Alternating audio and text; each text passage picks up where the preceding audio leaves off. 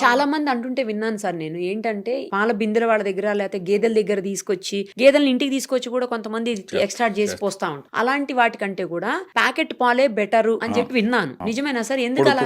ఈ వీటి వల్ల హోమోజినైజ్డ్, ప్యాచ్యురైజ్డ్ హ్యాండిలింగ్, గేదెకి ఆక్సిటోసిన్ ఇంజెక్షన్ ఇచ్చారో తెలియదు, ఇంకోటో తెలియదు కదా ప్రొడక్షన్. అది డైరీ వాళ్ళు అయితే కనిపెట్టి రిజెక్ట్ చేయగలుగుతారా సార్? వాళ్ళ దగ్గర ఆప్షన్ ఉందా?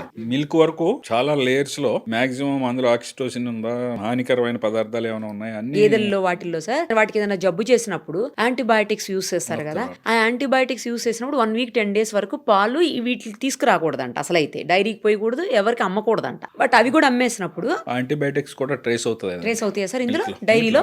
మిల్క్ లో ట్రేస్ అవుతుంది. అంచేత అది 2-3 స్టెప్స్ లో తీసుకొస్తారండి. ముందు అక్కడ కూడా చేస్తారు. చిన్న చిన్న కంపెనీలకు పక్కన పెడితే చాలా ప్రముఖమైన కంపెనీలు మార్కెట్ లో ఉన్నాయి వాళ్ళు. ఎందుకంటే ఒక్కడ చేసిన తప్పుకి మొత్తం లోడ్ అంతా దెబ్బతింటది.